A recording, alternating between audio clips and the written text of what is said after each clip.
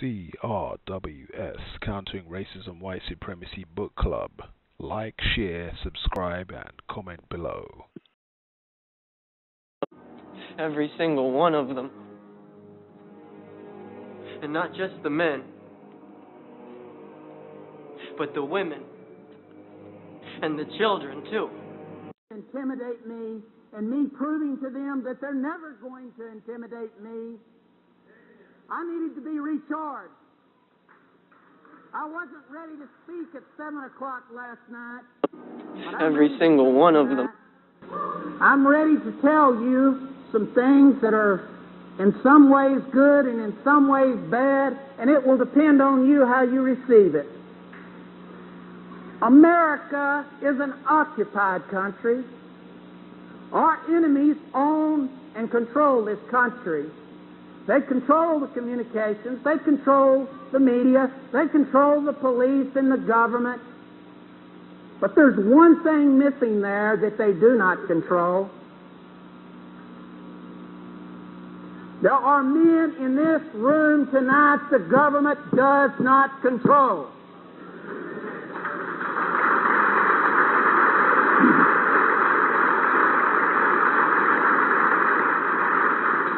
I am here to urge you to be one of those men or women if you're not already. We know about the terrible atrocities going on. We know that the government has shot Mrs. Weaver and a little boy. We know that the government has burned 90 people alive, sent them to a miserable death, men, women, and children. And many people are frightened by that. In fact, I tell you, there are people not here tonight because they are afraid that would have been here if those people hadn't died in Waco. So they chose not to come because they are afraid.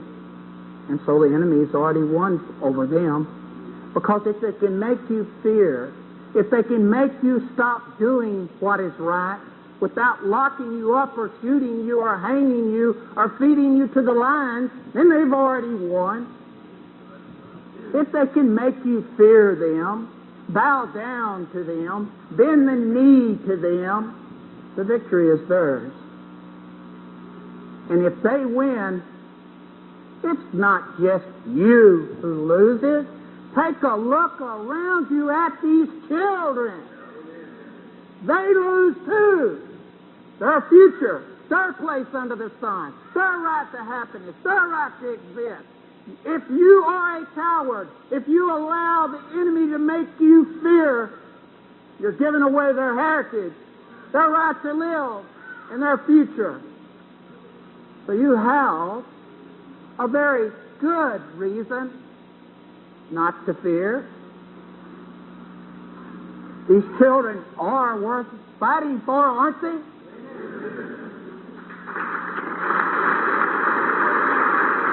Welcome to the CRWS Book Club study of Bring the War Home, the White Power Movement and Paramilitary America by Kathleen Belew.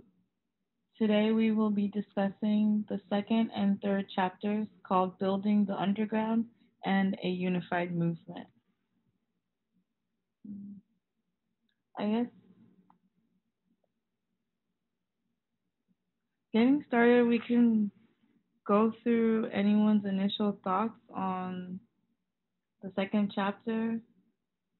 We get a continuance on Louis Beam and how he was introduced to different groups and how he kind of solidified his role within the, I guess, so-called white power movement.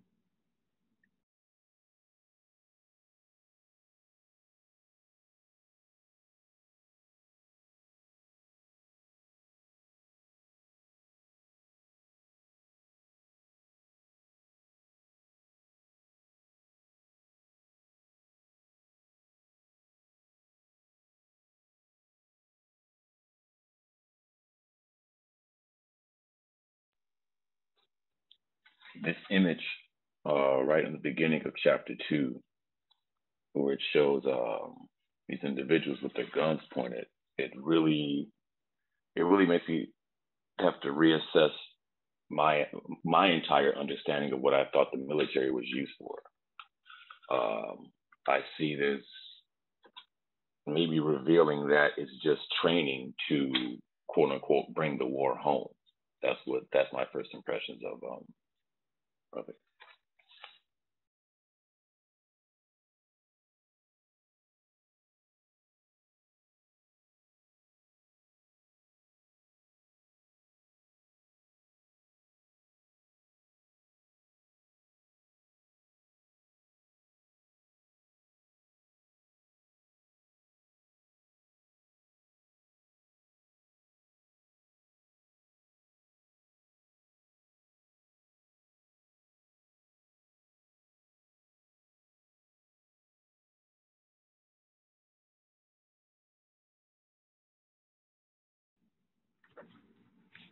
Yeah, I agree with what you said. Though I think I wanted to read a quote that kind of similar. It says, this new domestic front of Beam's war collapsed wartime and peacetime, battlefield and home front. He's quoted as saying, over here, if you kill the enemy, you go to jail. Over there in Vietnam, if you kill the enemy, they gave you a medal, Beam said. I couldn't see the difference. I thought that part was really interesting because obviously there's a different role that they play once they come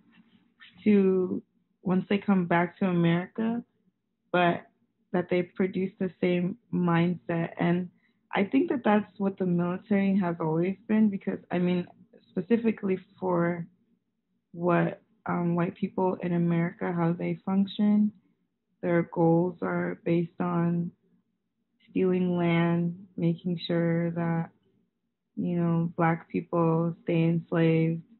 And so I think the military in America, at least, has always functioned as a tool of white supremacy. And I think that there were a few times where, because I remember reading another book where they talked about how after the war, a lot of black soldiers were really had a lot of efficient military training, and it actually caused a lot of white people to see them as more of a threat, especially after the Civil War, when there was a short amount of time where black people made some gains. A lot of it had to do with the fact that there was a large amount of black people in the South, especially, that were really well trained militarily. So I think that's interesting.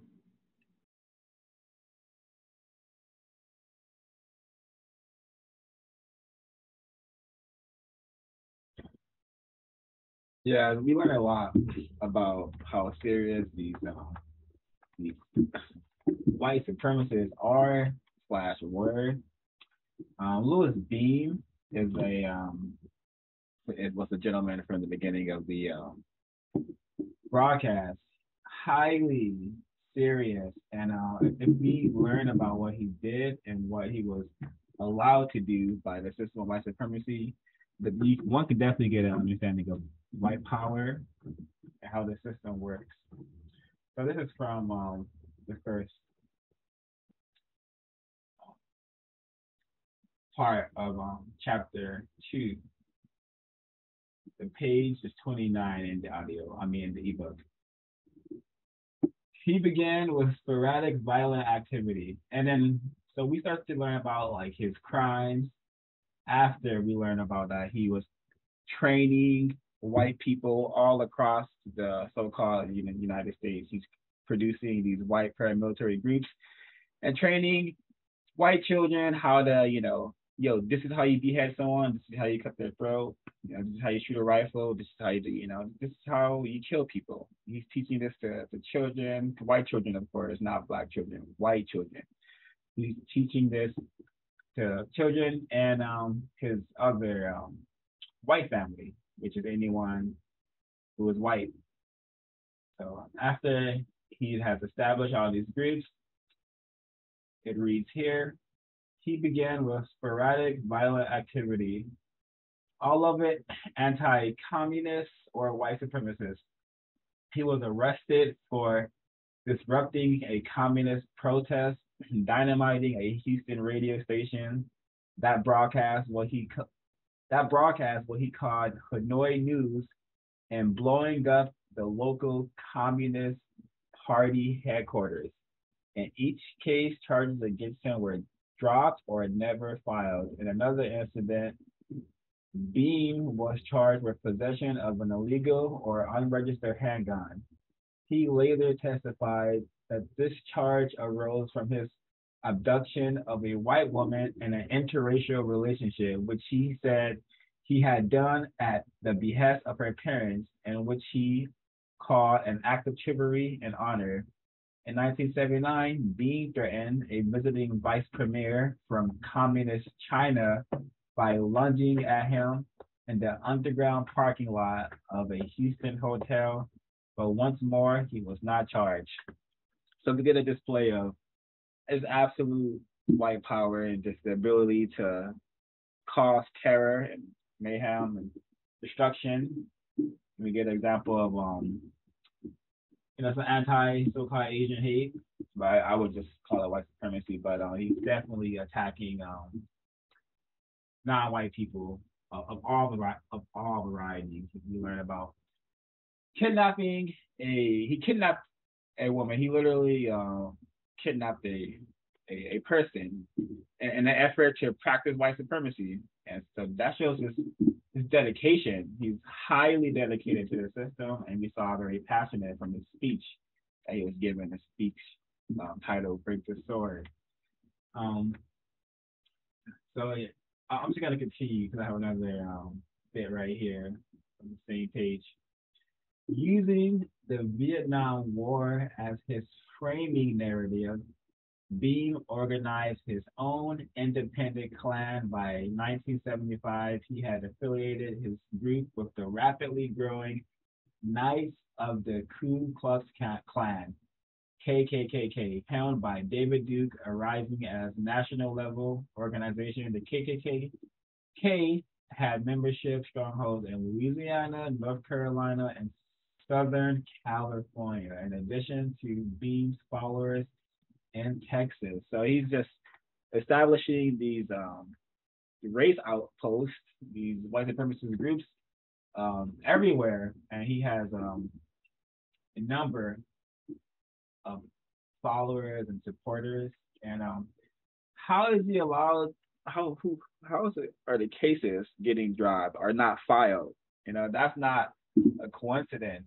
That's the system, working to allow Mr. Beam to do what he wanted to do, practice white supremacy in his own way.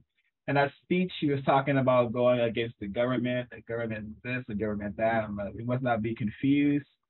The only sort of government that exists on planet Earth is the system of white supremacy. Louis Beam was a white supremacist who wanted the system to function in a way that it wasn't, so he chose to do his best to practice white supremacy in his own way and to get as many white people to do the same. And isn't it interesting how strategic they are in that Beam is doing a lot of this underground work trying to build up this paramilitary, while David Duke is like in all these interviews showing being the face of the movement, and almost like they're playing from both angles, and they're able to I don't want to use that term actually, but they're coming at it from different sides, and both ways so they're able to get people in different ways. There's going to be somebody who watches. Because I remember when I was younger, these people were always on like talk shows and stuff. David Duke and people similar to him. Um, so that's another way that they're getting people into these groups, while also like the fact that David Duke was able to run for office but being affiliated with these people shows you how the government works with these groups, because like O5 was saying, how was he not able to be found, or how was he not able to be arrested for any of these crimes that he committed or were affiliated with, when like there's obviously the government keeps like communicates with these groups, or knows their whereabouts, knows probably where their headquarters are. It's very easily that they could pull them over and arrest them for whatever amount of guns that they would have that may not have been legally um, procured, but they chose not to. Think about how many black people who have any small semblance of fame, they're arrested all the time with all this drugs and money on them, go to jail for like 20 years or something like that. And you're telling me that they couldn't arrest these people? I don't really believe it. Yeah, Louis Bean was a legit terrorist, blowing up actual whole buildings like Timothy McVeigh. You know, he inspired Timothy McVeigh actually. So yeah, and who can name one black person who has blown up anything illegally and not face the most harsh of punishment? It's white power and kidnapping white women. That's usually a serious charge, no matter who does it. But Louis Beam, they saw this is a really serious, dedicated white man. We want them, so we want this race soldiers to keep soldiering on. So he's allowed to do this. The paperwork disappear. His charges now, are magically dropped. Why? Because probably the judge, probably a racist. Maybe the people who work in that so-called justice system, so-called justice system, so-called government. Maybe they believe in the system of white supremacy way more than they believe in any sort of anything else. So that's how Louis Bean was able to reign terror on non-white people for a very long time, I suspect. I believe too that I don't think we discussed it last time, but it's very interesting how similar it is to the terrorism that's happening now, in that like a lot of there's something I think that hits that really bothers these people when they go to a war, especially in an Asian country, in a country where they perceive these people to be less masculine, and to lose a war to those people, I think it affects them mentally in a different way, and it's similar to like I mean, I don't think that I don't know how they view Middle Eastern people, or what you would call Middle Eastern people, but I think there has to be some sort of similarity to like, even though a lot of people may not be at the war, actual fighting in the war, in like Afghanistan, to lose those wars, I think affects their feelings of masculinity, because they don't see those types of males as masculine. They don't see them as the type that would be worthy of like an actual fight, and I think it causes them. I think it makes the backlash even more harsh. I may be wrong, but that's just my thoughts. No, I think it's quite obvious that getting I'm gonna say how the white supremacists have said it many a time, getting their butts kicked by them yellow boys, by them dukes, by the so-called by the Vietnamese, that has definitely traumatize their psyche, which is why they have to create all this propaganda like Rambo, stuff like that to heal their psyche, and we see that that damage to their psyche because we have Louis Bean talking about we're forever in the rice paddies.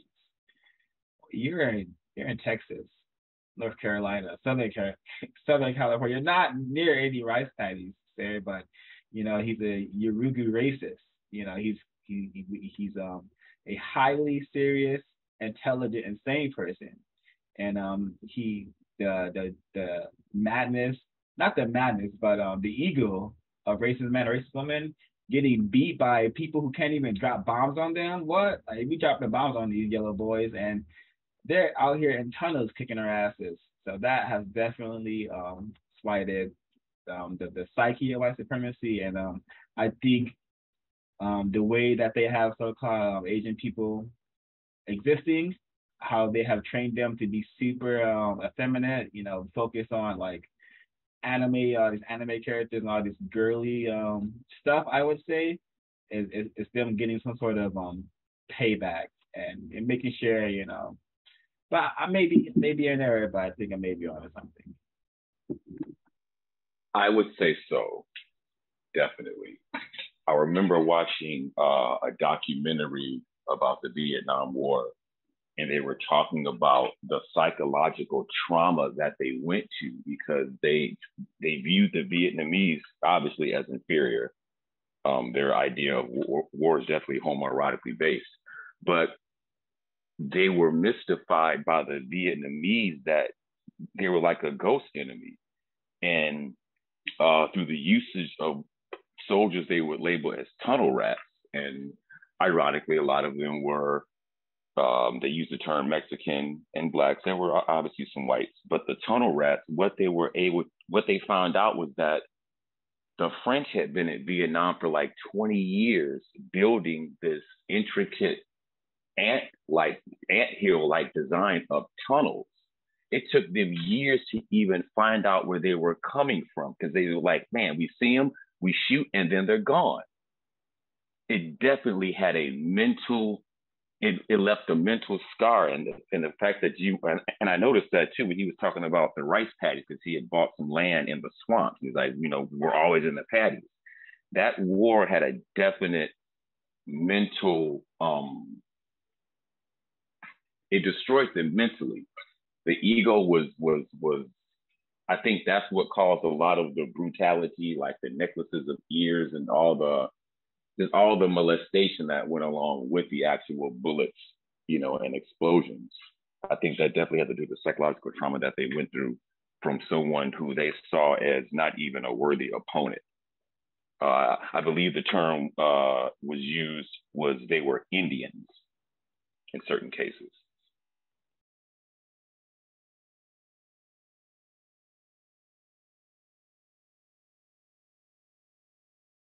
Yeah, and that's how the dynamic of that conflict known as the Vietnam War, which was just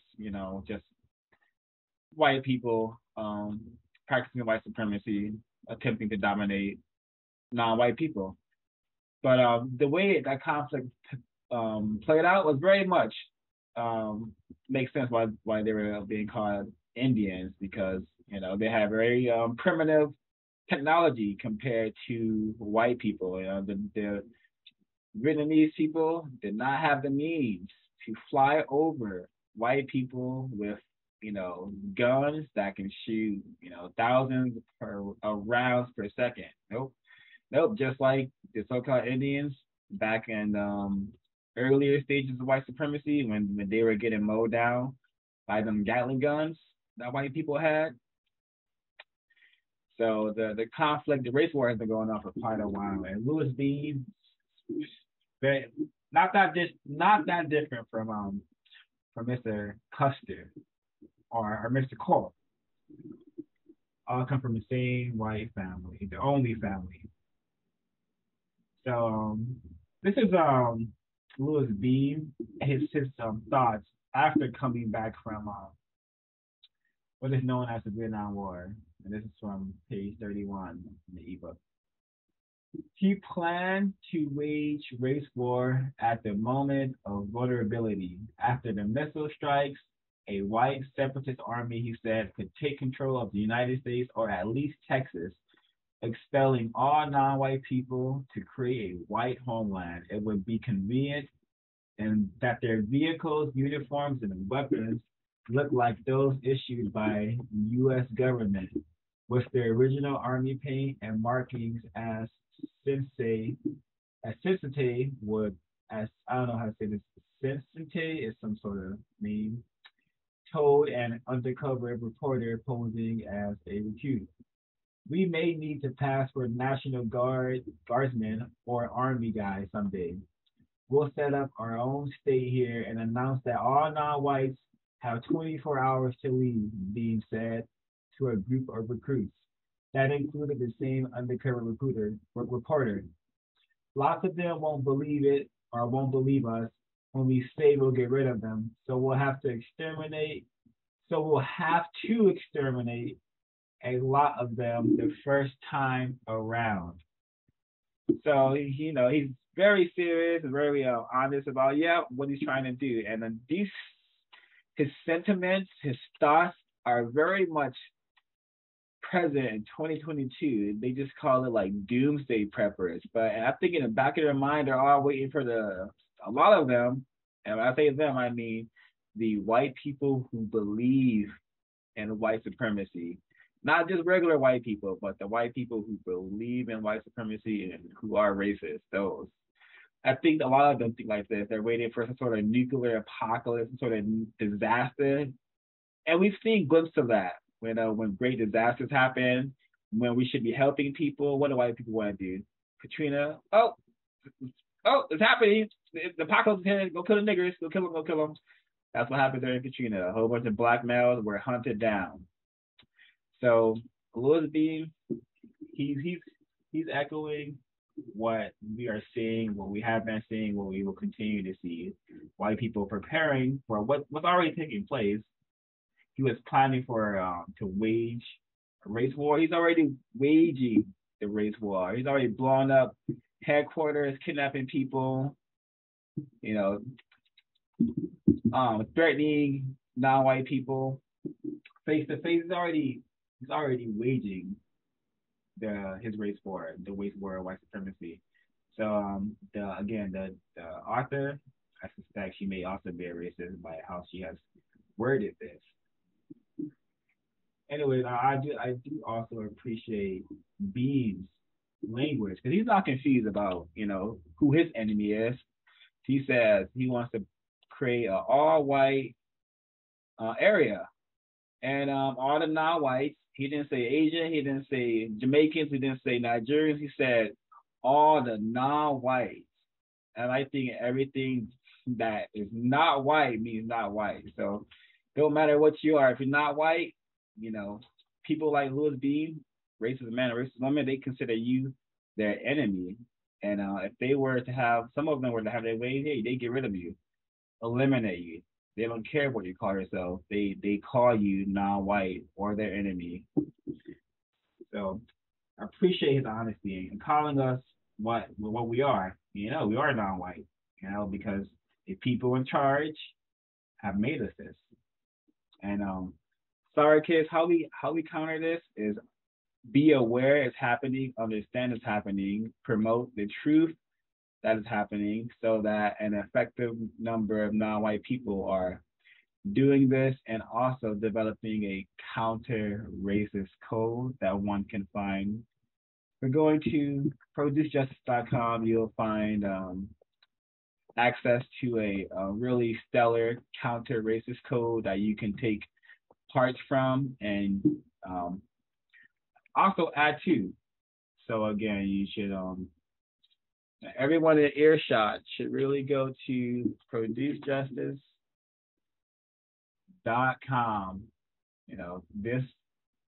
The information provided here in this text is all intended to help us eliminate this race problem so we can produce a system of justice, which is guaranteeing no one on planet Earth is being mistreated and those who need help receive constructive help. It's a very fascinating and important and necessary concept that we have to make a reality. So please, everyone, go to producejustice.com, get your copies of these books. Don't want to read it for some reason, or you can't get the book, you can listen to Neely Fuller on the cows, context of white supremacy. You can listen to him right here on this show, on this website. We also read the book cover to cover on our YouTube channel. So check that out as well, but please. And I saw something. We should report on this because this is what the race war is all about. You know, stuff like this happening. So let's just, you know, oh boy. So we have 6 people were killed, about 24 were seriously hurt in a mass shooting. This happened today, by the way. Horror for. I'm not gonna say happy 4th, even as a sadistic joke. 6 people were killed and about 24 others seriously hurt in a mass shooting at a 4th of July parade in a Chicago suburb of Highland Park, Illinois, on Monday, according to officials.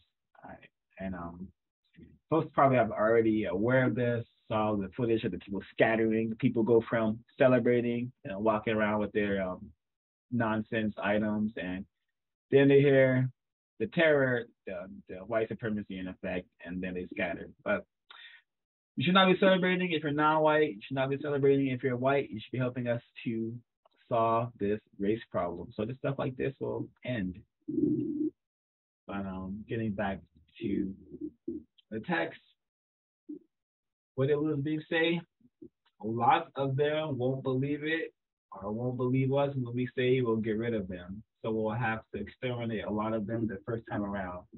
And it's so tragic that, hey, black people, people classified as black, we tell the fellow people trapped in this prison, hey, white people they're mistreating us.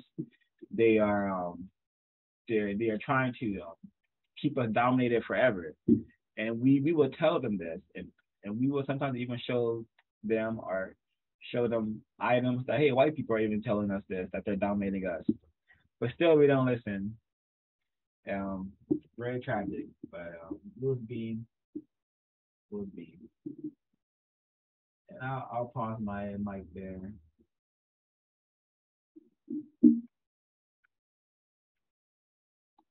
Actually, because it's still fresh on the mind.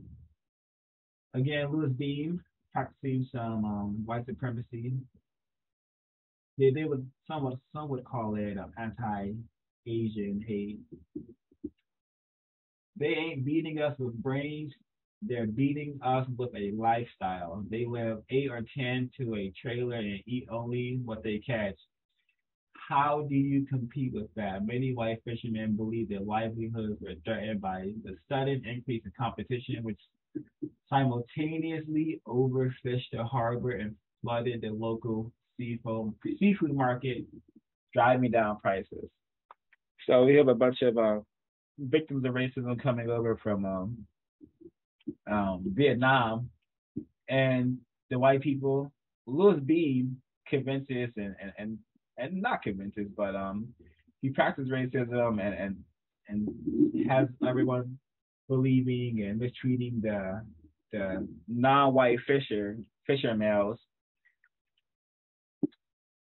But the language he's using is very Yoruba because he's in a way he's commenting on their vast numbers. Like so many of them. They live 10 to a house, 10 to a trailer, and they just eating up everything and just overfishing, just really making our white lives harder. Is what he's echoing here. He says, how do you compete with that? They white people understand that it's always about competition. They're always in competition with the non-white people, and competition to dominate us. Not to, because we're not competing with them. Far from it. And think about too, that line was so interesting to me because those will be the same white people that will tell someone who is not working, lost their job, etc., that, oh, well, you just need to work harder. Oh, you just need to, pull yourself up, etc. But somehow, the moment that they are not given everything, that they're always expected, like he says, someone says here, Uncle Sam has broken his promise to the Vietnam veterans and kept his promise to the Vietnamese. The moment that they're not given everything that they expect, they fall straight into their victim mentality. But have that be a non-white person, they need to learn how to. They need it's a failure of that non-white person's culture. It's a failure of their will. It's a failure of their intelligence. So I found that to be very, very interesting. On top of the fact that the person, I think it was Beam that you were quoting the earlier quote about how they're not beating us with brains. I thought that was very interesting because if these people are strategizing and trying to figure out an optimal way to build up wealth or build up resources, I would say that that's beating you with brains. But, of course, they will not feed that to a non-white person because, that does not fit into their yurugu. The other thing that I thought was really interesting, and I thought that this was a part of the reading that I never knew about this like basically like this guerrilla type warfare that was existing between these Vietnamese and white fishermen. I never heard about this. I think this is really interesting to have studied this in this book, at least like a short amount. But I thought something that really stuck out to me was that these are most likely, I think the author says this too, these are most likely Vietnamese people who had to leave Vietnam because they were fighting with the South Vietnamese army, which was basically the side that was fighting with the white people, the side that wanted to have white people control them. So they were killing other Vietnamese people in Vietnam, these Vietnamese people, and now they come to America and are being mistreated by white people. And I wonder what went through their head when they came to the realization that they killed other Vietnamese people only to be terrorized by white people. I think that's very interesting. That's very tragic. And I would add. I think that's the thought that came to my head once I really started to understand the system, aided by such works as the compensatory code by Mr. Fuller.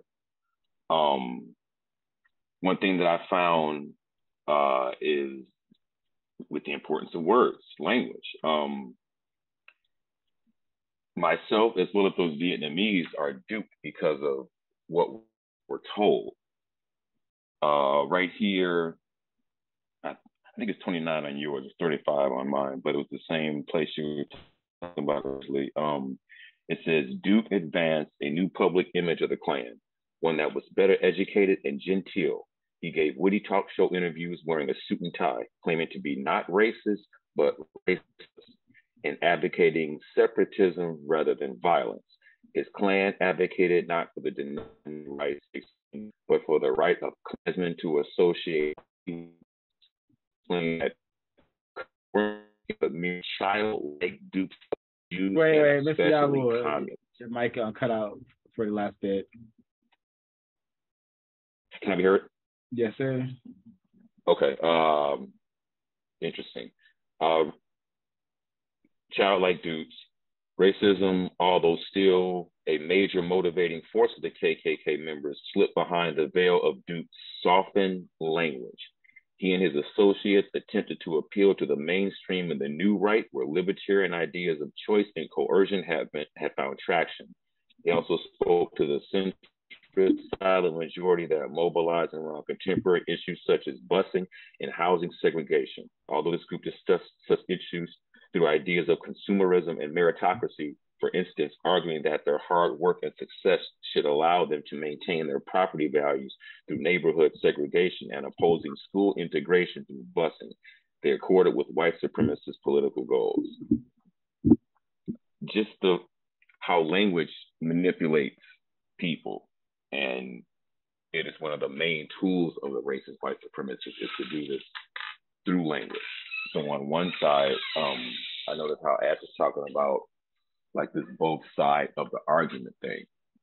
I've heard people say cliche, white supremacy always plays both sides of the argument. Francis Wilson said they want to control both sides of the chessboard. So I agree with that 100% through the use of language. So while they're destroying one thing on one side of the planet, they'll tell you, "Oh no, it's not happening. We're not like that." And this book is very telling and revealing of the inner workings of the system of this terroristic behavior. Indeed. Everyone should try to go find a black male, a non-white male who has bombed a building, kidnapped a white woman, and got away with it. Anywhere in the known universe where that has happened. Louis Bean.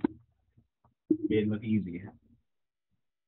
Oh, when you have a system of white supremacy behind you, I would say your whole life is easy.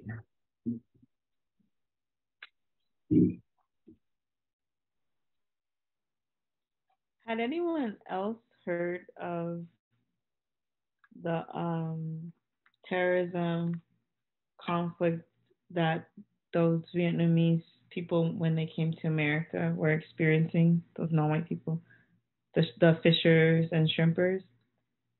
I had never heard of that before. Never heard of it. And when I was in college, I knew a Vietnamese guy that actually, he's a chef, and he used to work on a dock like that, and he never even mentioned it.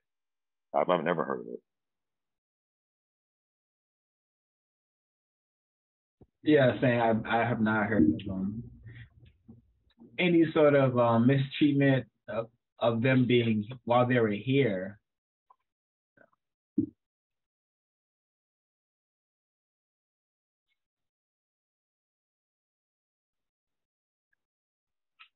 The power of omission of information.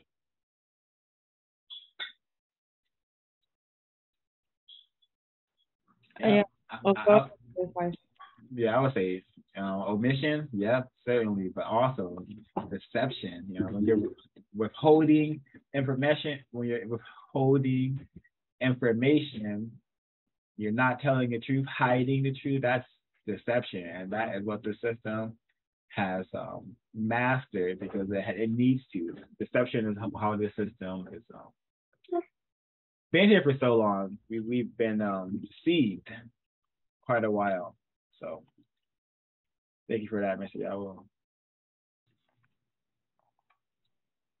I wanted to read a part. It says, when arriving refugees wanted to buy old boats, white fishermen charged them dramatically inflated prices, as much as $10,000 for an old shrimping boat worth perhaps a third of that. Jim Craig, an ally of the refugees, owned a wharf informally known as Saigon Harbor, where some 35 Vietnamese boats docked. The Americans laughed at them, Craig said, and sold boats to them for more than the Americans thought they were worth, because the Americans thought it was government money anyway, because the Vietnamese had received aid.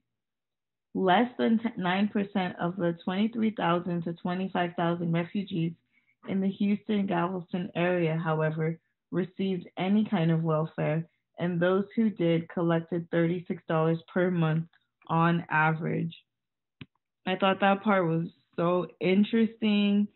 Thought it was very interesting. Reminds me a lot of, unfortunately, how Black people function sometimes, in that they think that they're in the room. They think that they're making deals. They think that they're setting themselves up for, or their lineage or their the people coming after them for a better future, but really they're just paying the non-white tax, and they're really just setting themselves up for a lot of debt and possibly for a situation where white people will take what they gave them. So any situation where you you cannot really set yourself up if you're buying from the people who are trying to deceive and terrorize you.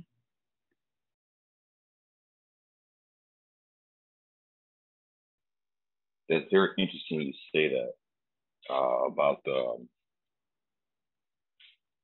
when you're seen to be given aid, then it becomes a trigger for the racist white supremacists to attack you because they feel like you're getting something that they have got.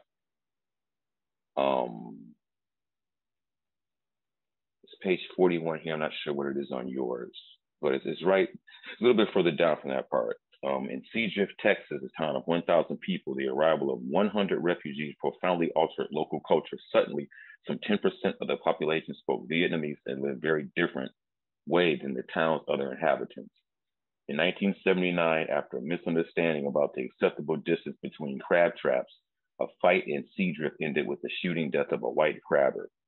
2 Vietnamese fishermen were acquitted on self-defense grounds. As tensions increased along the coast, the white fisherman's brother and father told the press that Viet Cong lurked among the refugees.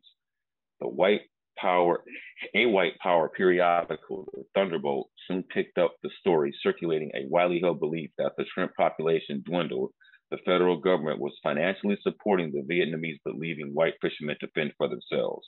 False rumors flew that the refugees lived on hefty welfare checks, as well as having smuggled stolen gold out of Vietnam and brought their boats with their ill-gotten cash. Tensions about refugee settlement flared nationwide, including the Texas coast. For many veterans, economic instability mapped onto an emerging narrative of the lost Vietnam War and its uncelebrated soldiers. So even when, that's what gets me about this whole reparations thing. Kind of a side note, but let's say people do get money. That's going to ignite, we gotta shoot these niggers now because they're giving out money to them. It's a pattern, and we can see it happening right here.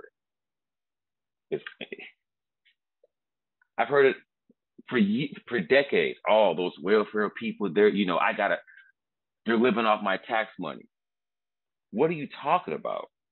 It's shown right here in these pages, the mentality of anybody getting anything that can bring them any type of stability. It is hated, not even hated. It is attacked. That's just horrific and very terroristic.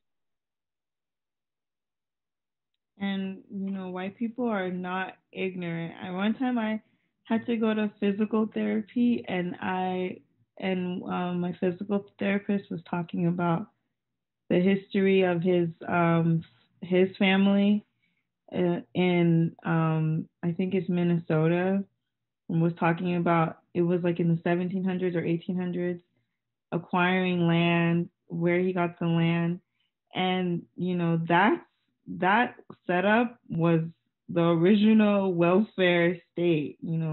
White people were getting land for free and getting weapons to protect that land for free from the government, from other white people in power. And they know that they got this large scale amount of, basically welfare, and they don't want anyone to get anything like that, because when you cheat and you steal, you're a lot more suspicious of everyone else because you're assuming everyone else is cheating and stealing just like you. Yeah, thank you, I Mr. just Howell, Miss Ash. Go ahead, yeah. I just want to say really quick. I just noticed how you said that. Welfare. The term "fair" is used in that. I'm used. Yeah. Thanks, because I have a codified statement whenever people are talking about, welfare, anything like that, government assistance, anything like that. The biggest receivers of welfare or the greatest welfare system is a system of white supremacy, and its benefactors, people who benefit from it, are white people. You don't even have to be a racist to benefit from the welfare system of white supremacy. So that's for white people and racists, by default. So whenever people talk about the welfare state, all that nonsense, we should, always talk about the system of white supremacy. The greatest so-called government assistance ever provided, if you're white. I definitely noticed in language trends it's kind of changed now, but there was a point in time a couple of years ago where how are you doing, whatever, white people would always say, I'm doing well, probably because they're treated fairly in the welfare system. You are 100% correct. The biggest benefactors of welfare are white people because they are well, because they are fair. Yeah, because we have some, because folks may not be in an understanding of that word fair. Fair is white. Fair is a code word for white. They have trained us to use this fair term. Sometimes we think it means equal, balance, correct. That is incorrect. Fair means white. Does not mean balance. So we must, remove it from our vocabulary. And when we hear it, ask questions and make sure they have a definition of fair that you can easily understand. Yeah, thank you for that. I have not put two and two together with them saying there, I'm well. Bet you are born into a system of white supremacy as a white person. I bet you are.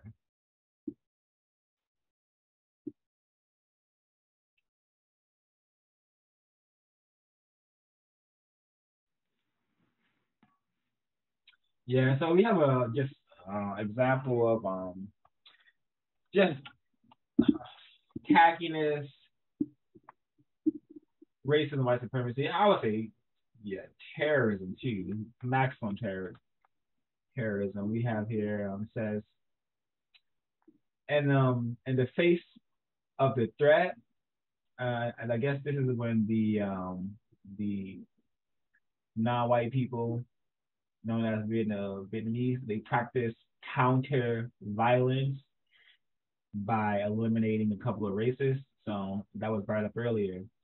And it says here, 37, the ebook, in the face of this threat, the Vietnamese refugee community came together as the Vietnamese Fishermen's Association and filed a harassment suit with the help of the SPLC on April 16, 1981. Houston attorney David H. Byrd appealed to the FBI for a full investigation for protection. It is clear the Klan intends to do harm. Byrd wrote, they are training in paramilitary camps around the state of Texas and the use of automatic and semi-automatic weapons, explosives, and other methods of causing mass destruction and death. So, example of Black self-respect, these non-white people known as Vietnamese going out and asking for an investigation. That's code. You're supposed to ask for an investigation, ask for help in the form of investigation. But going on to the tacky and terroristic aspect, we have here, continuing, skipping one paragraph though. Neighbors knew the camp was open by the bullets flying past their doors. A community of Black families lived on one side of the camp and the white trainees aimed their guns in that direction during target practice. Although white neighbors on the opposite side of the camp also reported errant bullets, the local sheriff said that none of the trainees came from the area, and that they were mostly ex-Marines and all ex-military. The sheriff said his hands were tied. No one has filed a complaint, he said. They won't file complaints because they fear reprisal or potential reprisal. So yeah, a bunch of white supremacists. I mean, they said ex-military and whatnot. A bunch of white supremacists just terrorizing non-white people. And this reminds me of the race camp I exist in. Like right around the corner, I live in an area where there's a ton of black people, a large concentration of black people. So I suspect that's why this area is allowed to be in such squalor that it is. But right around the corner, there's this shooting range, the outside shooting range as well for law enforcement, and it's right near a trail where people are supposed to go for hikes, I guess. And it says right before you go on the trail, firing, like law enforcement firing range ahead, something like that, blah blah blah. Be careful, something like that. I'm like, interesting. Terroristic, I would say. Don't forget, it's next to a park too with a playground. Oh, yep. Yeah. A lot of black children play. So yeah, very terroristic.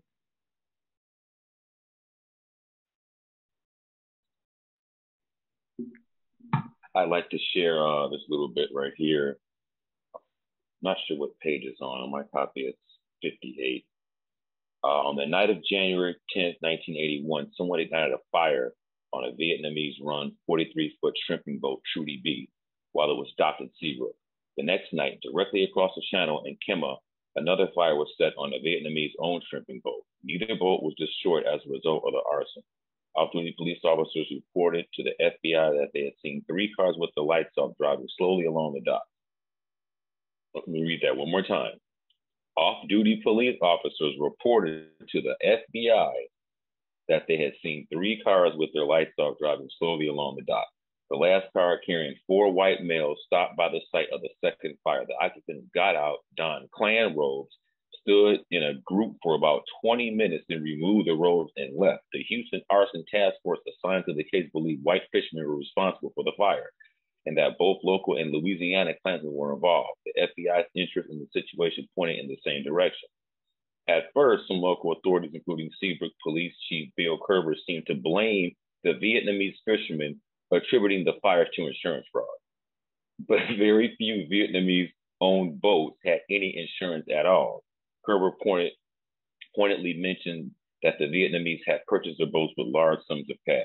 The boats were bought The boats they bought were American boats. They were in poor condition, Kerber told the reporter. The Americans saw someone to put it to, and they did. What the Americans saw was a lazy, stupid individual with a lot of money. Clearly, some local officials held their own prejudices against Vietnamese refugees. So if the FBI was contacted that it was white people in Klan robes to get the description, how is the police chief going to say that they did it for insurance fraud? Just a blatant, I mean, I guess it could be deception, but it's just maleficent. It's just wicked. How can you say that when it's a public record of who is the perpetrator in the crime? Yurugu.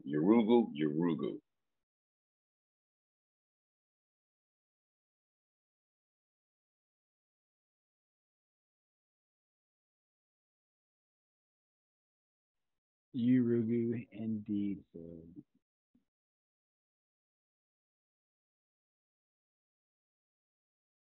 All right, so yeah, this is like a very interesting Yurugu moment and just insight into the thinking, and how no matter what time period we point to, if we can if there were white people on the planet, they were probably attempting to practice racism.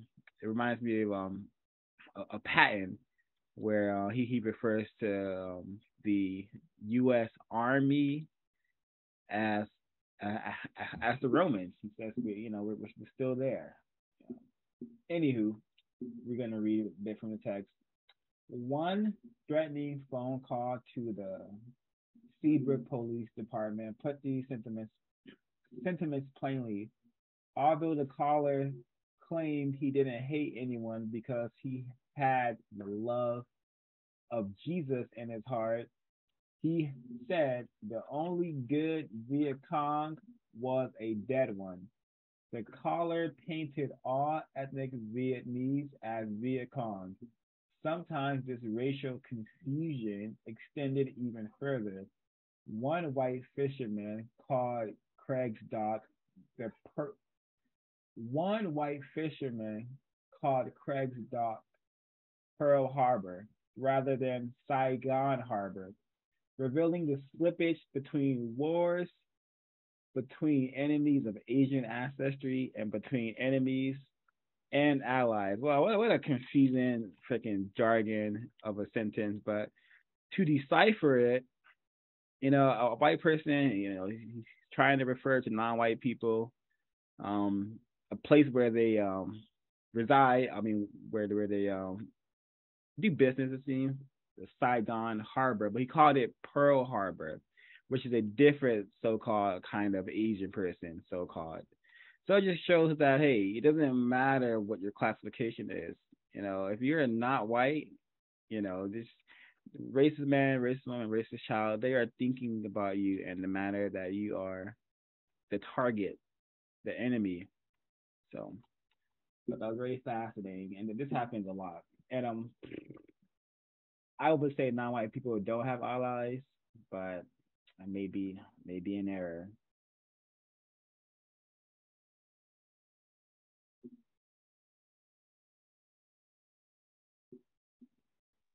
I tend to err on the side of white people can always show you better than I can tell you. I suspect that non-whites that are non-black will eventually get it. Not saying that it's allyship, but they'll show you every time. They will. Greetings to the chat, Sour Kiss, Christine Williams, and Carice Johnson. The love of Jesus in his heart from Miss Christine Williams. Yeah, that's really, really. Yep. She's laughing, but that's how racists operate. They will say, I got all this God's love in my heart. I praise in Jesus. He made me a better man, but these people are only good when they're dead. Like, come on, he's a gook. Come on, Amen, hallelujah, praise the Lord. A really tacky situation that we have found ourselves in, but we are in it. We gotta have to admit that and counter it.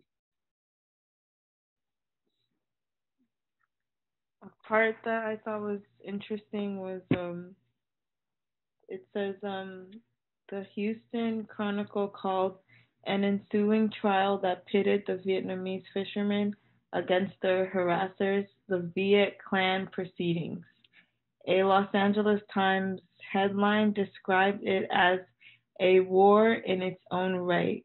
Quote, Texas Asian fishing war heating up on Gulf Coast. I thought that was such a tacky title for an article that has to do with non-white people facing terrorism by white people. I thought it was especially heating up implies this very sensationalized, almost sexualized tone. And what does it mean to say Texas? So obviously when they're saying Texas, they mean white. So when they refer to the white people, they refer to them as Texans, but then when they refer to the Vietnamese people, they refer to them by a race, Asians. Another way to obfuscate and cause confusion when really it's a war between white and non-white people. Precisely, and it's really white people waging a war against non-white people. We are really docile, and this race war they have going on. They white people, racist man, racist woman.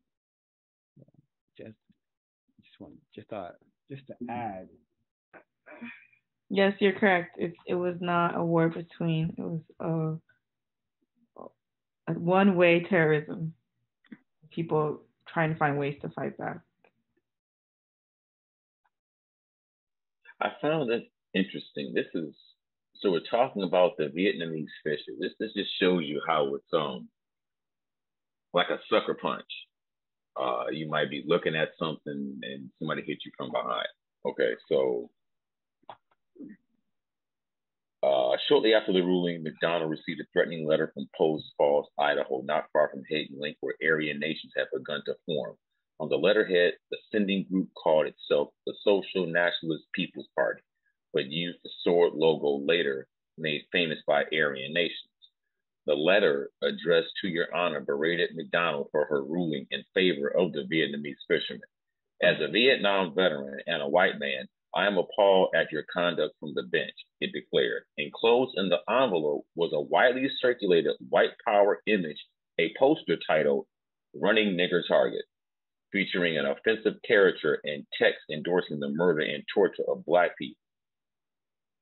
You just have to just insert that right in the middle of it. Like, where did that come from? We're talking about Vietnamese fishermen, but you have a mail system where you can send these posters out.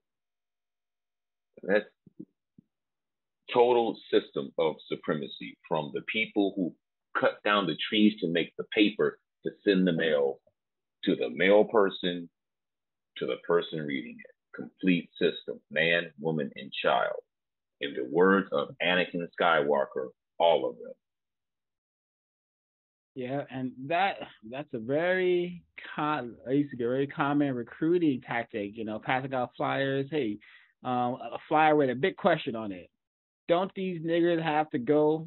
Something like that, or help us get rid of the gooks. It's something overtly racist, but a lot of times, you know, a lot of white people will get those envelopes and pretend to be shocked, but next week they're at the meeting. They're at the meeting, and we have 2022. Instead of racist flyers, we still have racist flyers popping up every now and then, but we have, you know, the internet is such a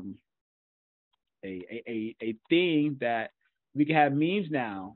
A meme could be used to guide white children into hey, don't you want to be a race soldier? You don't want to help those non-white people, do you? Come over here. Come over to we'll teach you how to be a real white supremacist by the time you're 5, 4 actually, depending on the sort of environment.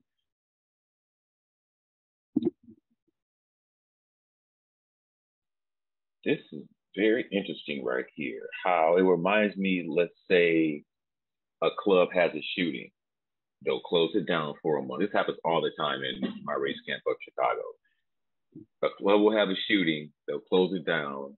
Might be the same owner. They'll change the name and open it right back up the next week.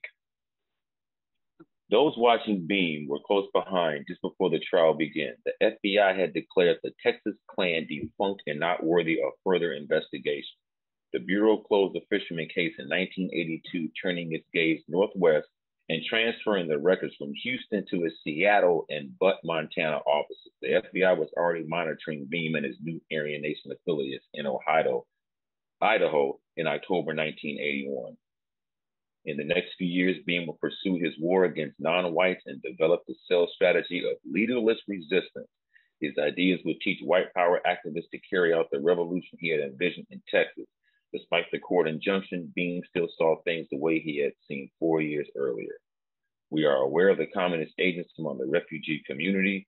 There are a number of Vietnamese veterans like myself who might want to do some good old search and destroy right here in Texas. They won't have to ship me 1,200 miles away to kill communists. I can do it right here.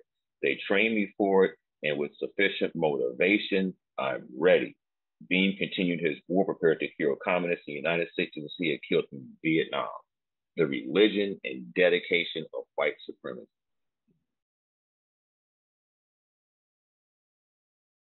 100%. Yeah, Louis Beam. Louis Beam is right up there with Jeffrey Dahmer, you know, Joseph Christopher. Then we should know about these people. We should definitely know about Louis Beam because he may be one a hugely influential person that has that helped to refine the whole aspect of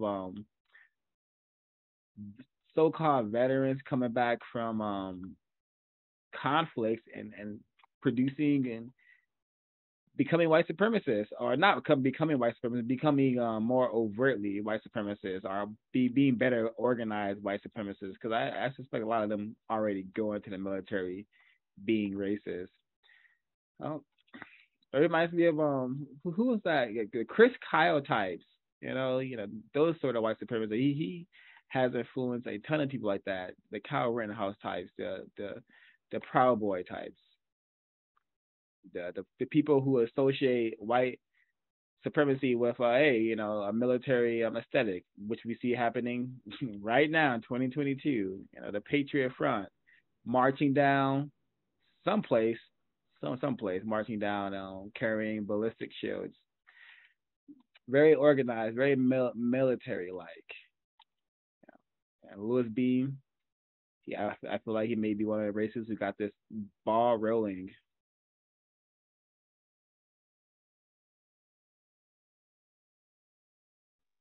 I also noticed something else going into chapter 3, where it talks. I noticed, let's say, like with Kwame, let's say, where Black people in the 60s and 70s were, let's say, exploring into other ideas as such socialism and communism. We've heard that in a lot of so-called Black revolutionary political structures that were attempted. But it right here, the intro of chapter 3, on November 3rd, 1979, a caravan of neo-Nazis and Klan organized a Black house in North Carolina. 5 protesters died, 4 and 1 Black woman, and many more were injured. It just reminds me how they use the same thing with the Vietnamese. Oh, they're communists. So where people will try to use the rhetoric of, let's say, communism's bad or capitalism is the problem, I just see it as different factions of ways to just abuse people when they attempt to see how many different positions that you're opposing them from. So as the author put in the same sentence, Black people who were communist organized.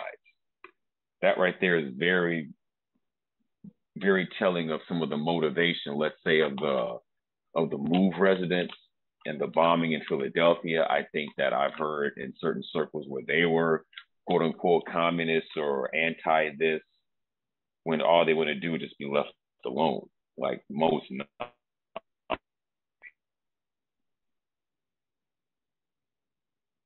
You cut out at the end, Mr. Yao. Oh, I was just saying how most non-white people just want to be left alone. That's what I was saying. Exactly. But it seems that is the fuel of that's the motivation of the Yorubu. That's why I look at it as an organism, like a parasite organism to a body. You don't want to be around cancer, but it wants to be around you. and it will fail all your systems to live in your body. And that's how I look at the Arugu collectively. Yep. Invasive parasite to this planet. Dang, that reminds me of Ho Chi Minh, victim of racism. Ho Chi Minh. He was begging, writing letters to Leonard Johnson, Kissinger, whoever was in charge during Nam. Please, we do not want this war. We just want our to be left alone. We just stop bombing us, please. We just want Vietnam to be Vietnam. That's it. White people said no. What's the kill count for today? What's the kill count for today? You know, drop more bombs. You know, more Agent Orange.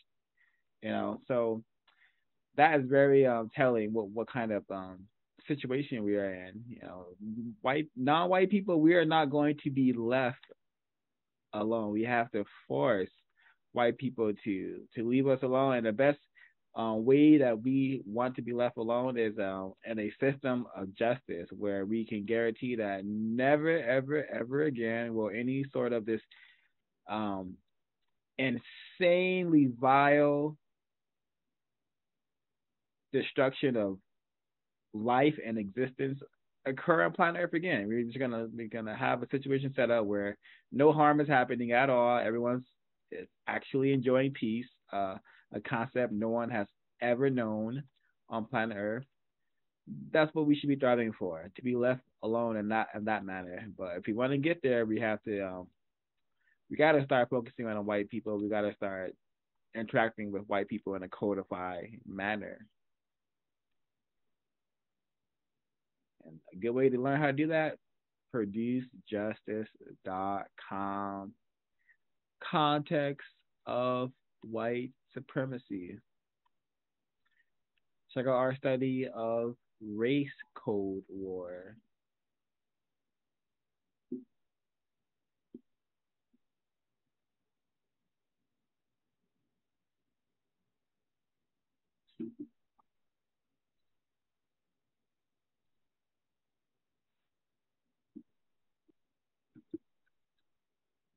Since Mr. Yahoo started bringing up chapter 3, do we want to go into that part? Because I've pretty much finished talking about chapter 2.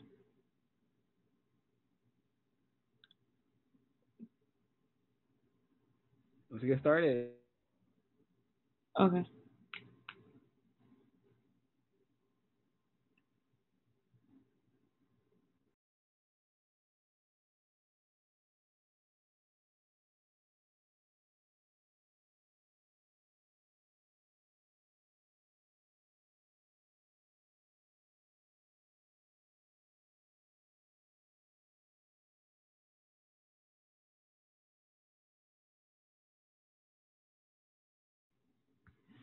So again, chapter 3 goes into a lot of incidents that I never heard of. The China Grove incident. Had anyone heard of that either? I mean, maybe I'll read. It says, I think it was when they were trying to have a screening of Birth of a Nation. And then it says here, Klan sympathizers and attempting to force. Wait, hold on.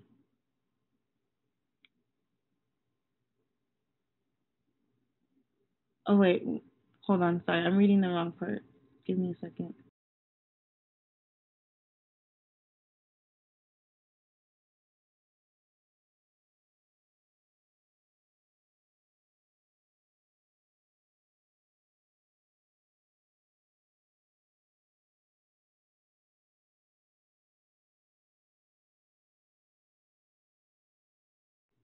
Oh yeah, so it was basically right what Yahoo was saying. Two groups that were affiliated with or called themselves communist groups who prevented the screening of Birth of a Nation in an area called China Grove.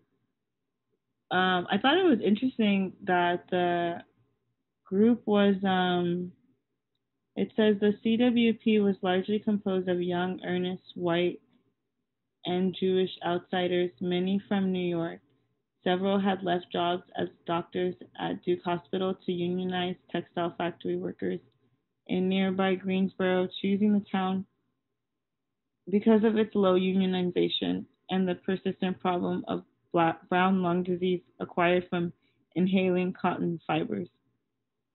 Did this, I don't know about what your thoughts were, but it reminded me a lot of the Weathermen. Do you guys remember the Weathermen and how they caused a lot of chaos? I thought it was interesting how they were outsiders who wanted to come into someone else's town and kind of cause like more kind of chaos. I don't know what your thoughts were. That's a racist tactic we see whenever those protests are going on. A large number of suspected racists will come out amongst those crowds from crossing state lines. I think Kyle Rittenhouse did the same thing, cross state lines to cause chaos. So yeah, it makes perfect sense that in the system of white supremacy, various white supremacist groups are allowed to just run rapid and bomb stuff. We had the Weathermen bombing places, the KKK bombing places, and so it makes a lot of sense. I know I was not familiar with this until reading the text.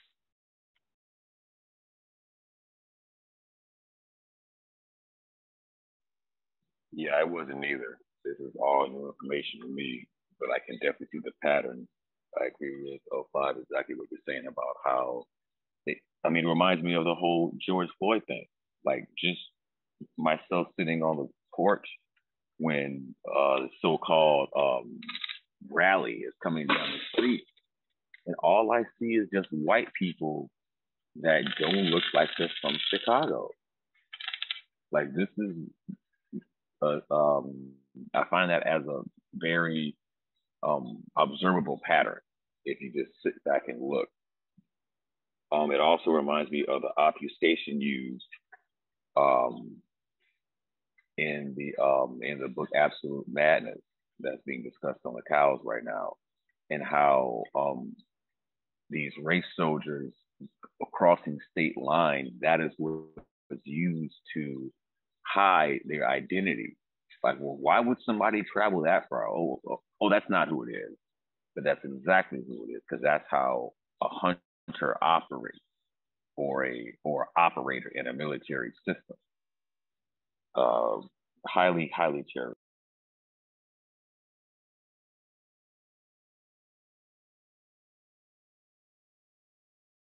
And speaking of Kyle Rittenhouse, and well, actually, I don't know if it's specifically him, but what does it say here? It says Harold Covington, leader of the National Socialist Party of America, spoke of Nazi paramilitary training camps in 2 North Carolina counties. Piece by piece, bit by bit, we are going to take back this country, he said, holding aloft an AR-15 semi-automatic rifle. A rope noose was strung from a tree outside the lodge for purely inspirational purposes, as Klan Grand Dragon Burrell Pierce told an Associated Press reporter. So I think that's very interesting that for me, I only recently heard about the AR-15, but it seems to be, and I don't know the correct term, like it seems to be a piece of is it called iconography? Iconography for white supremacist groups. It seems to be something that provides them with a lot of obviously we read in the ISIS papers that the gun has a lot of meaning for white people in terms of like the symbolic meaning, but it seems like this specific gun that's often used in mass shootings that we experience now was this was in 1974, I think. It seems to be a important weapon within the mindset of white people.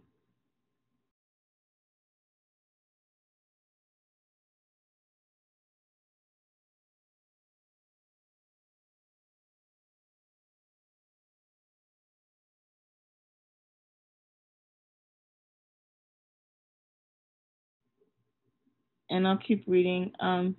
In the same part, it says, someone is quoted as saying, "You take a man who fought in the Second World War. It's hard for him to sit down in a room full of swastikas," Pierce said. "But people realize time is running out. We're going to have to get together. We are like hornets. We are more effective when we are organized." I think what's really interesting about this chapter is seeing how what these white people experience as, I guess, acts of terrorism that they experience cause them to unite and forget about possibly like petty grievances or maybe like some ideological disputes that they may have and come together under like understanding who their enemy is. I think that's really interesting, just opposed to like non-white people and how we function when we're under a state of terrorism. I feel like we often try to separate ourselves into smaller and smaller groups, become more distrustful of other non-white people. Not saying that that's not there's not a valid precedent for it, and that we also commit more acts of, I guess, conflict within non-white groups compared to understanding who the enemy is.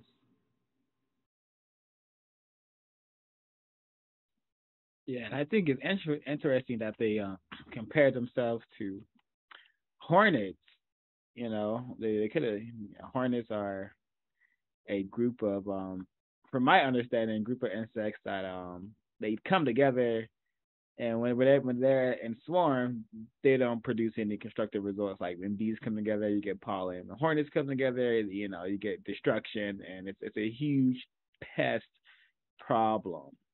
And that to me, that's very symbolic of how the system of white supremacy has been here. At first, it still is a small number of races who are orchestrating this entire system.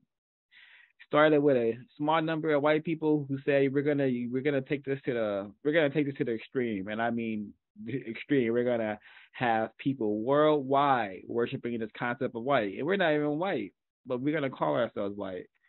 So I think very symbolic language.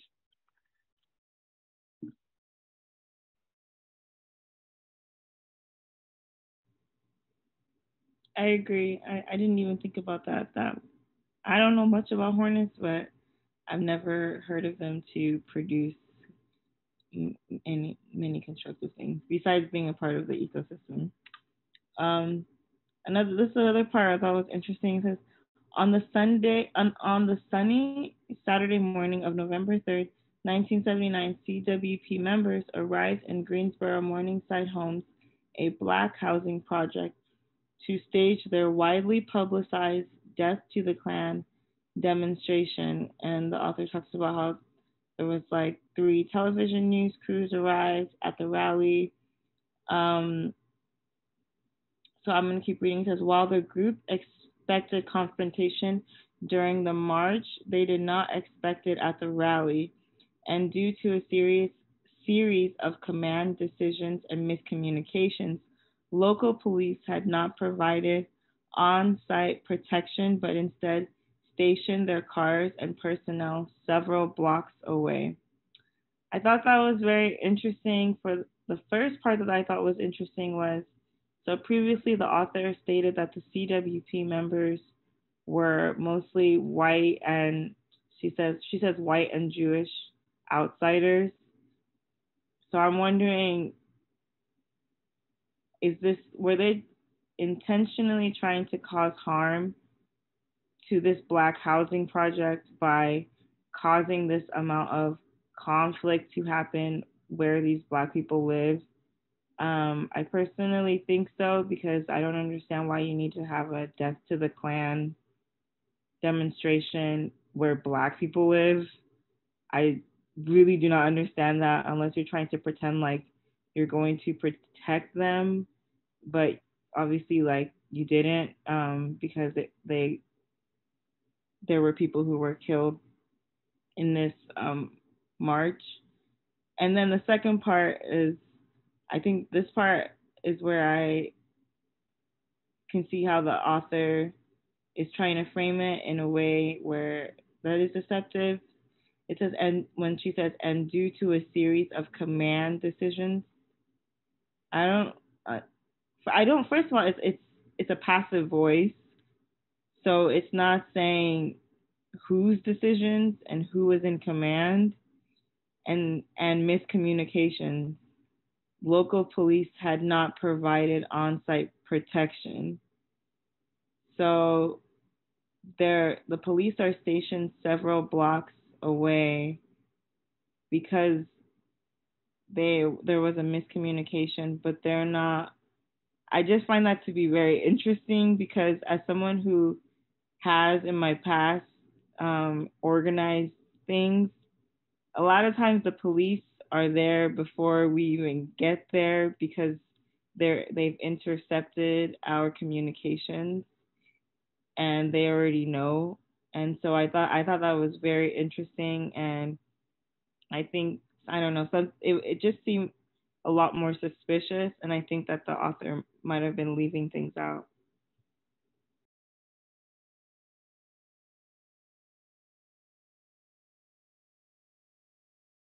Yeah, she's not pointing out that, hey, it's suspicious that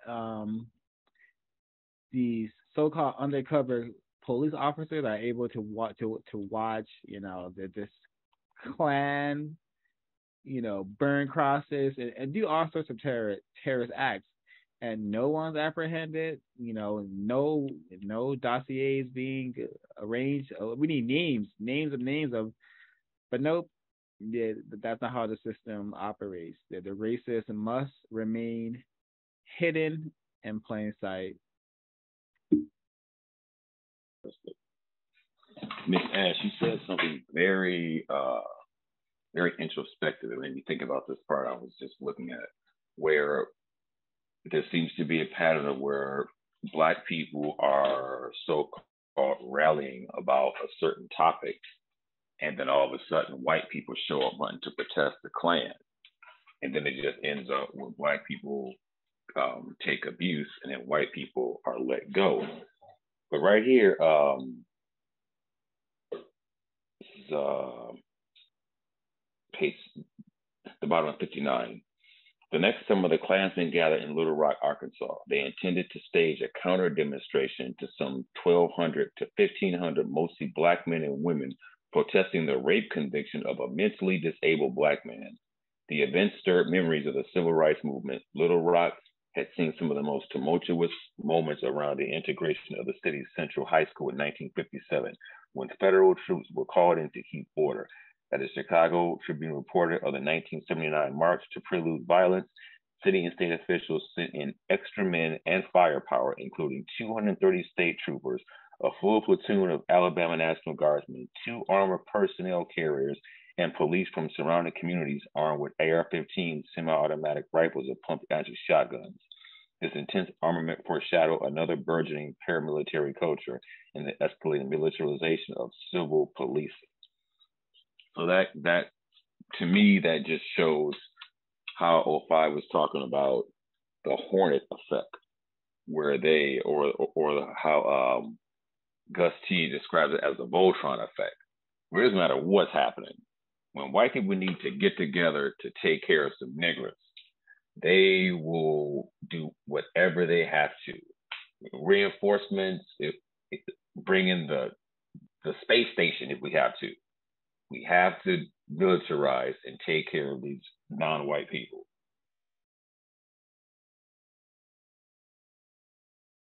Yep, that's why all this funding keeps going and will continue to go to the so-called military budget and to fund um, law enforcement. I remember when I was younger and extremely confused victim. Even I was noticing, well, what? Why are these cops? I used to call them cops when I was more confused. Why are these cops getting tanks and getting all this body armor, looking like super cops out here? Why are they getting these things? You know, people don't even have anything, most especially the people over here. But now that I understand, oh, those are race soldiers, and their job is to keep me in line. Got it.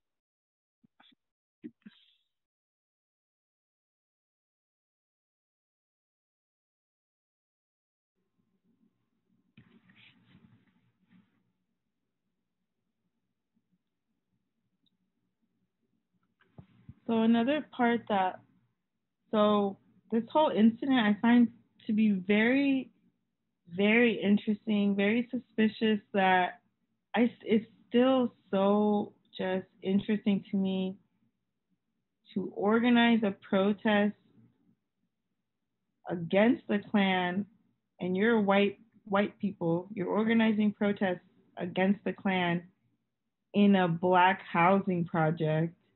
And this is what happens when you do that. It says here, so this is when when people Klansmen start shooting, there's a shootout that's happening, and it says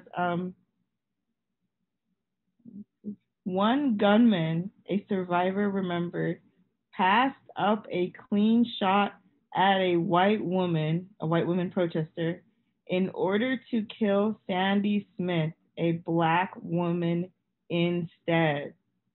Another, and then earlier it says, a black woman, 8 months pregnant, lost her balance and fell while trying to run away, her legs pelted with bird shot.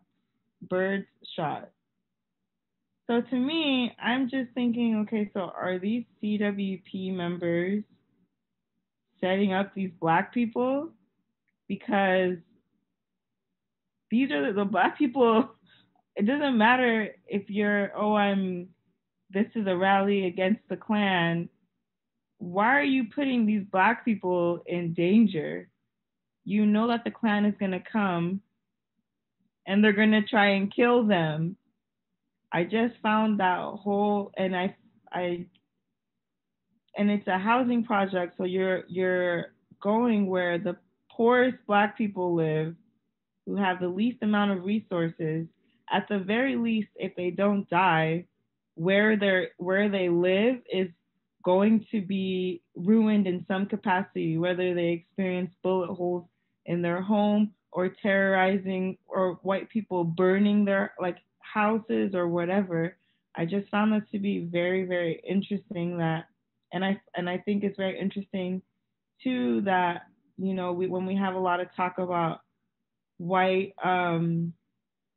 allies, etc., it really doesn't matter what you feel or think as a white person, because when Peyton Gendron goes into the top, he's still going to shoot the black people. So black people really need to be mindful of the white people that they have around them, who are causing conflicts with other white people, who are acting like I'm so-called anti-racist. I'm going to fight against this white people, because the harm is always going to go to the black people. That is very spot on, in my opinion. I agree with you 100% with that, especially with this CWP, how you talked about how are these groups used to be brought in so that the Klan, what I'm seeing is that other non-white groups are used to come in to mask the Klan just attacking black people. Right here, it talks about how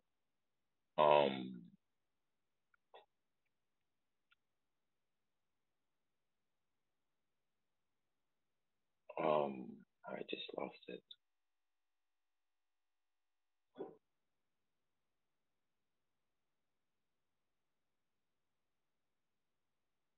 Oh, while you're looking for it, I just want to say that yeah, it sounds like the black people were set up for some sort of ambush. There's no logical reason why you don't if white people are attempting to fight racism, you don't need to do it around black people at all. So it seems like just they were set up for some sort of ambush. All right, I found it. Here it is.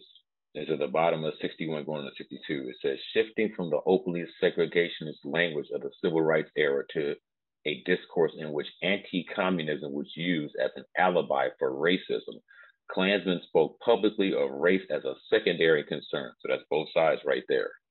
The one thread that links all Klan factions and other extreme right-wing groups such as Nazi is hatred of communists, one Associated Press article reported just after the shooting.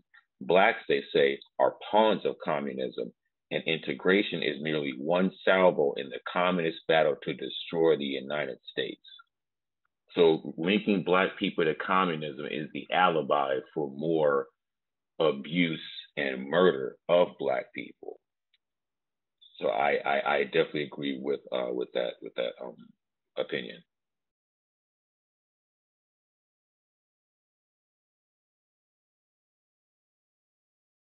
Yeah, I think that goes into the Yurugu mindset, creating abstract justifications to fulfill their utility. Hey, I want to harm these dark creatures.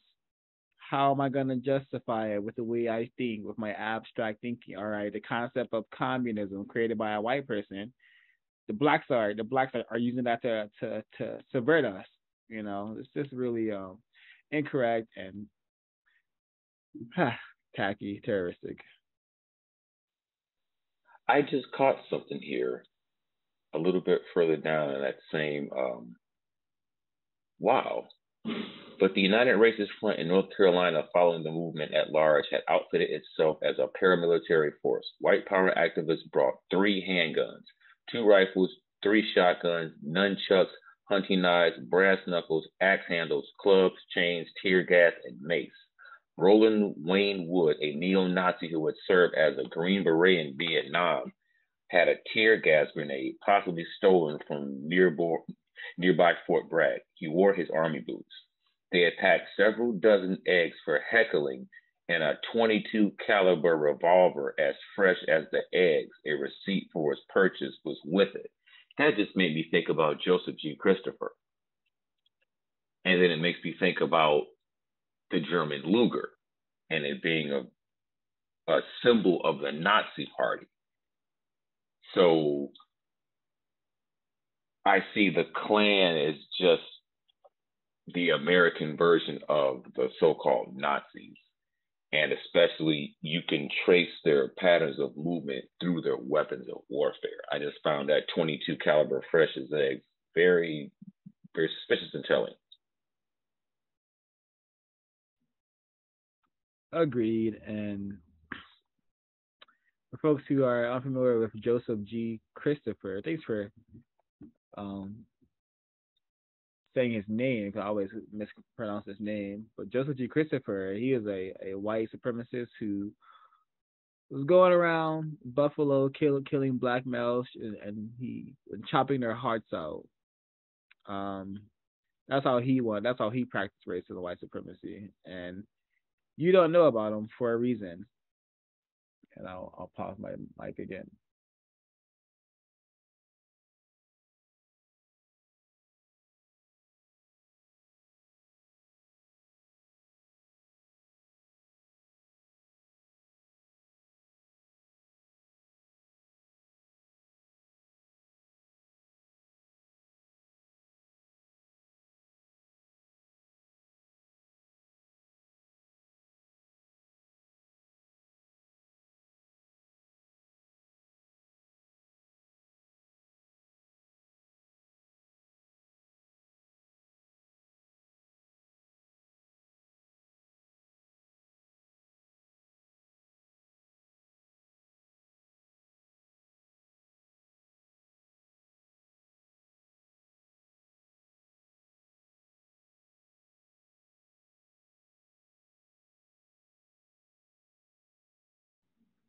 This is my last bit of notes. It's from the last paragraph. It says Harold Covington, an American Nazi Party leader and veteran who claimed to have been a mercenary soldier in Rhodesia, did not participate in the Greensboro caravan, but sent several of his men to the skirmish. Shortly before the shooting, Covington wrote a letter to the Revolutionary Communist Party, which he mistook for the CWP. Almost all of my men have killed communists in Vietnam, and I was in Rhodesia as well, he wrote. But so far, we've never actually had a chance to kill the homegrown product. Covington, who saw himself as a person who killed communists, he killed them abroad and he intended to kill them at home, showed how violence at home and anti-communist intervention abroad would link white power organizing with the network of mercenary soldiers who waged war in Central America and beyond. I thought that was interesting because this Harold Covington, he seems to have a lot of experience by the time he came back to America, killing non-white people in different countries, and I thought it was very interesting that he went all the way to Rhodesia. I'm interested in how he got there and the fact that he has experienced, I guess, a country where a small group of white people controlled all of these black people around that time and was a mercenary soldier there. I think that's really interesting. Like, it makes me really think about every white male that I even just see at Home Depot. Like, I wonder what non-white people you've killed around the world. I wonder what killing sprees you've been on in other countries, and what type of massacres have you been a part of? Just things like that. Very interesting. And I also thought it was interesting that the author connected, because I remember like reading about the communists in like Nicaragua and El Salvador, connecting that type of anti-communist, because I a lot of that to me is just like code for non-white. So, and I think that it's interesting because there's the show Snowfall. It has a character, I think his name is Teddy, and he is so against the communists that he believes so much in his because he works for the CIA. He's a white male. He believes so much that the communists in El Salvador and Nicaragua have to be stopped. That he's obviously selling drugs and bringing drugs into South Central that kill black people. And I just think it's really, really interesting that a lot of people watch that show and like his character or think his character is almost like cool because he is like the people on the screen right here. He's using anti-communism to mask really like what he really means, which is, terrorizing non-white people and non-white people who may want to have their societies function in a different manner. So I thought that was just very, very interesting. A lot of connections. Yeah, you said something really significant. I think that's what non-white people should be doing when they see white people. Be suspicious. Be wondering how many non-white people have you potentially harmed. Because we are in a system of white supremacy. So I appreciate you sharing that. Thank you. And Mr. Yawu, do you have any more notes before we get into closing? No, I'm done. Thank you.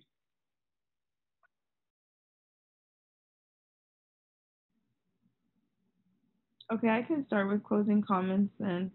I learned a lot from these two chapters. I thought that it was really interesting that we were able to like analyze and study specific incidences and understand one, the specific tactics they use to build up paramilitary forces. There was another section that I didn't read, but it talked about like the pastors, and even how the pastors in the church really built up these like the KKK and all these other groups, building up strong community ties, building up schools, um, setting up basically like a whole system of just indoctrination, and almost like they were very able, like a system of, I guess, I don't, basically setting up a community like system so that everyone is a part of it, the children, the pastors, the moms, all the white people are involved in some way, so that it helps to almost make them feel like I'm doing my part, obviously, to produce the system of white supremacy and to further refine it. So I thought that that was really interesting, and I thought that the second part, or the third chapter, was interesting too, in terms of how they all coalesce together, Nazis, Klansmen, and there's so many different factions, and they all came together, and how and why. I thought that was very interesting. So those are my closing comments. In closing, this text here has really made me have to look back at my life and things that I heard in the media. We were just talking about the communism in South America. I remember hearing so many of those things, those quote unquote conflicts on the news. The video game Contra, that's what that is based on, is the communism in South America and the war on that. And that it's ironic you said the word snowfall. There was a lot of cocaine that was brought back to the States from those South American skirmishes. But this text really, like you said, makes me look at the Yurugu even more. I mean, if you can add suspicion onto suspicion, like, well, yeah, I mean, how many children do you watch at night on the dark web, and just what do white people do when there's no non-white people around? Like, that in itself is horrifying, but it just motivates one, in my opinion, to have to produce justice. As Francis Cress Wilson says, it's our cosmic duty. So this text is just able to pinpoint and set a timeline for areas and locations to be able to look at patterns and predict what the racist white supremacist is going to try to do next. Excellent. Thank you, Mr. Yawu. For my closing, I'm just going to read from Nyan Station, and because it is so-called the 4th of July, I'm going to read from 4th of July. Before I read, we have been discussing the system of white supremacy, the greatest business on the planet, and the greatest religion on the planet is the system of white supremacy. Definitely was very pleasant here, sharing constructive information, and I hope it was of constructive value for the people who are tuning in.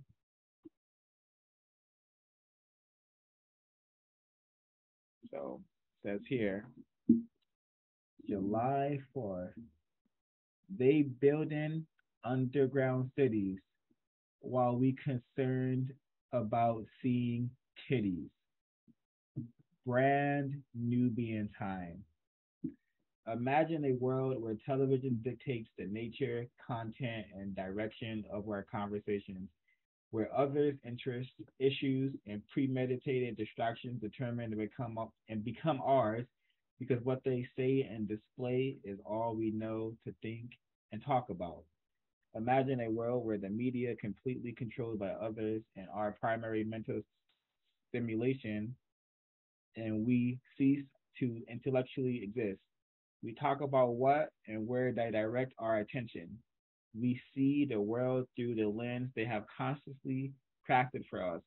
And if their interruption of what's relevant, news, their economic interests, commercials, their fantasies, talk shows, sitcoms, pornography, their entertainment, sports, music, dance is all we see, then this is all we will talk about unless a critical situation in our lives moves us to momentarily turn from it.